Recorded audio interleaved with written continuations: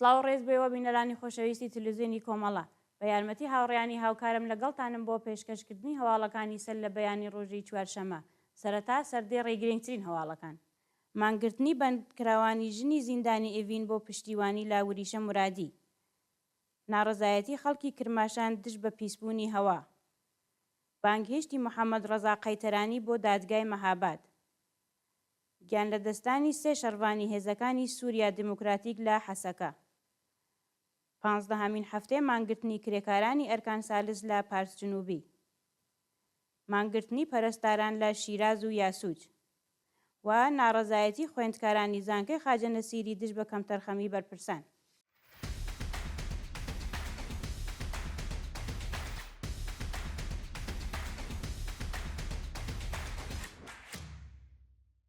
درێژەی هەواڵەکان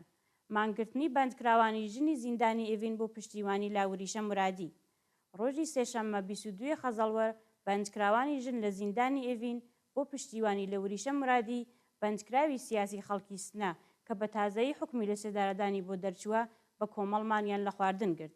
لاپەڕەی ئیکسی گوڵڕوخ ئیرایی لەسەر ئەو بابەتە نووسراوەیەکی بڵاو کردەوە و ڕایگەیاند سەپاندنی سزای سێدارە بەسەر وریشە مرادی تۆڵەی توندی حکوومەت لە خەڵکی ئێرانە بە دوای دەرکردنی حکمی ئەعدام بۆ پەخشان عەزیزی هاوبەندێکی دیکەمان بە ناوی وریشە مرادی بە هەمان شێوە بەبێ دەرفەتی دادپەروەرانە بۆ بەرگریکردن لە خۆی بە ئیعدام مەحکوم کراوە قازی سەڵەواتی بەبێ بەڵگەی سەڵمێنەر وریشە بە بەغی تۆمەتبار و سزای سێدارەی بەسەردا سەپاندووە هەر بەو بۆنەوە بڕیارمانداوە کە ڕۆژی سێشەمە بۆ پشتیوانی لە پەخشان عەزیزی و وریشە مرادی مان لە خواردن بگرین ناڕەزایەتی خەڵکی کرماشان دژ بە پیسبوونی هەوا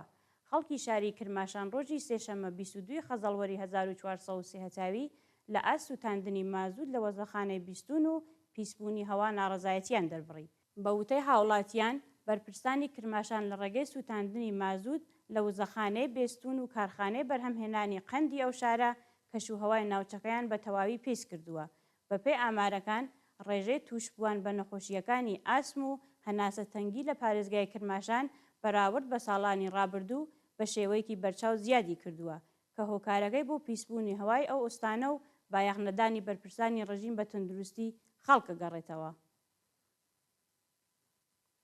بانگهێشتی محەممەد ڕەزا قەیتەرانی بۆ دادگای مەهاباد ڕۆژی سێشەممە 22 خەزەڵوەر محەممەد ڕەزا قەیتەرانی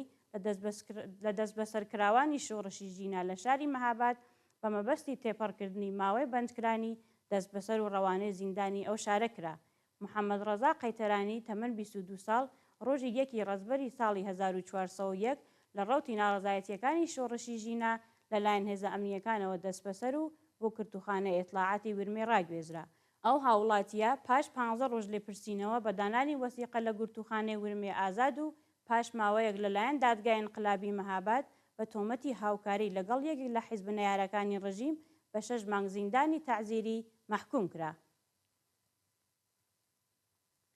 گیان لە دەستانی سێ شەڕوانی هێزەکانی سووریا دموکراتیک لە حەسەکە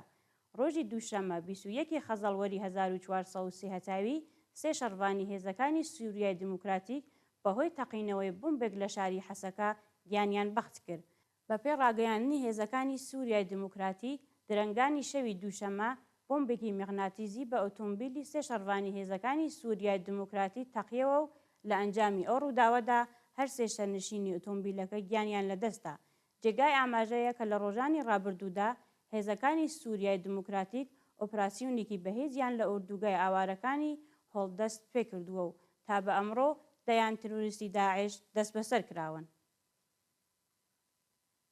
15مین هەفتەی مانگرتنی کرێکارانی ئەرکان سالس لە پارس جنوبی ڕۆژی سێشەممە 22 خەزەڵوەری 1430 کرێکارانی ئەرکان سالس لە پاڵاوگەکانی پارس جنوبی و ناوچەی ئابعەلی بۆ 15مین هەفتەی بەردەوام دژ بە تۆخی خراپی پیشەیی و مەعیشەتی دەستیان لە کار کێشا و کۆبوونەوە کرێکارانی ئەرکان سالس خوازگاری پێدانی حەقدەست و مەزایە دواخراوەکان دابینکردنی ئیمکاناتی ڕفاهی و بیمەی دەرمانی کارامە بەڕێوەچوونی یاسای 14 ڕۆژکار و 14 ڕۆژ پشودان زیادکردنی حەقدەست بەپێی ڕێژەی هەڵاوسان وەلانانی پەیمانکار نوێکردنەوەی گرێبەست تەزمینی ئەمنیەتی کاری گۆڕانی دۆخی پیشەیی بەکردەوە دەرهاتنی مادەی دەی ئەرک و بەرپرسیارەتی پرسنلی نەوت و کۆتایی هێنان بە دەستێوەردانەکانی دەوڵەت لە سندوقی خاننشینی کرێکارانی سەنعەتی نەوت بوون.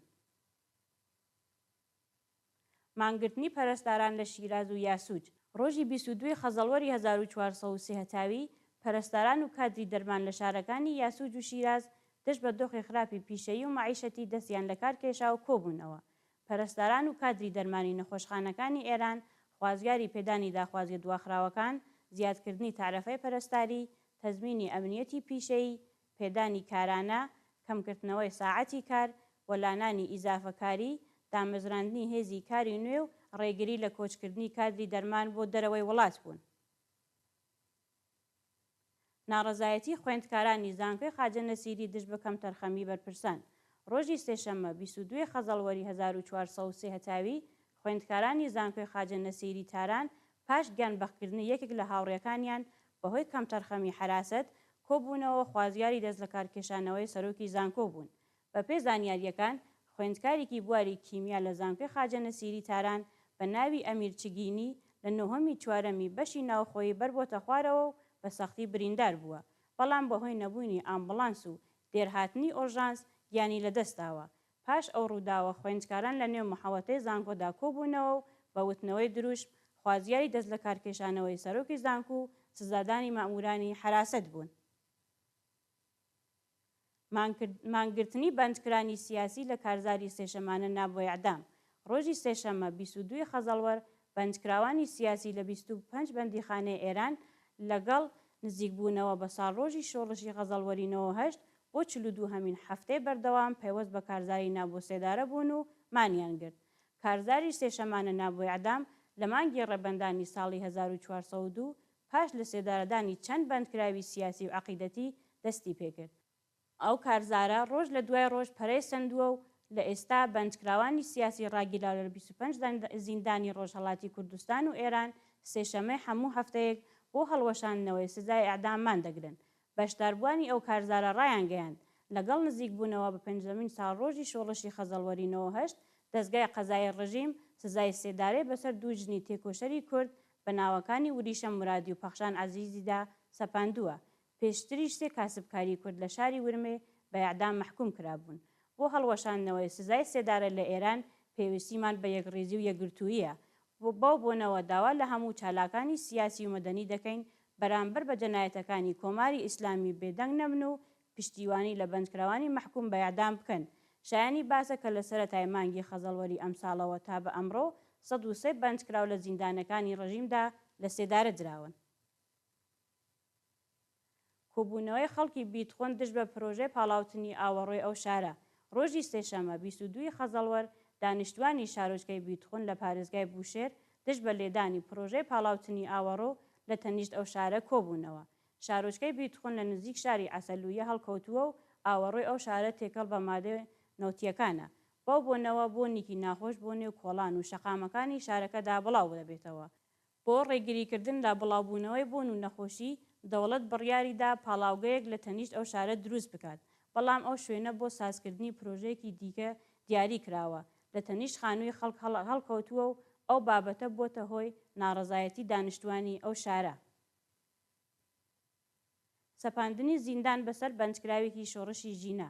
مەتین فروغی لە دەستبەسەرکراوانی شۆڕشی ژینە لە شاری تاران لەلایەن لەقی 28 دادگای انقلابی ئەو شارە بە 5 ساڵ زیندانی تەعزیری مەحکوم کرا. ڕۆژی 30 خەرمانانی ساڵی 1401 مەتین فروغی لە ڕەوتی ناڕەزایەتیەکانی شۆڕشی ژینە لە شاری تاران دەست بەسەر و بۆ گورتوخانەی ئیطلاعاتی سوپا ڕاگوێزرا. ئەو هاوڵاتیە دواتر بە تۆمەتی بەشداری لە کۆبوونەوەی نایاسایی و لێدانی مەموری دەوڵەت 5 ساڵ زیندانی تەعزیری مەحکوم کرا. لە ڕۆژانی ڕابردوودا حکمی زیندانی مەتین لە دادگای پێداچوونەوە پشتڕاست کرایەوە و ناوبراو بۆ زیندانی ئیڤین ڕاگوێزرا. وایە دوایین هەواڵمان سەبارەتە بە ئەشکەنجە و ئازاری تووشبووانی مادەی هۆشبەر لە کەمپێکی شاری جاڵ.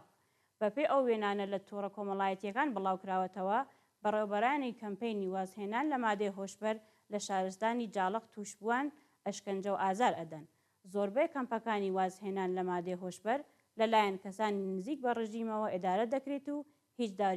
هیچ چاودێریەک بەسەریاندا نییە. ماوەیەک لەمەوبەر لە شاری لەنگرود ئاگل لە کەمپێک کەوت و لە ئەنجامی ئەو ڕووداوەدا 32 کەس گیانیان لەدەستاوە و 16 کەسی دیکەش بریندار بوون. لە شارەکانی دیکەی ئێرانیش وێنەی هاوشێوەی لە ئەشکەنجە و ئازاری توشبوانی مادەی هۆشبەر بڵاو کراوەتەوە، بەڵام بەرپرسانی حکوومەت بایەخیان پێ نەداون. بینەرانی خۆشەویست، هەواڵەکانتان پێشکەش کرا. هەر شاد و ئاسوودە بن.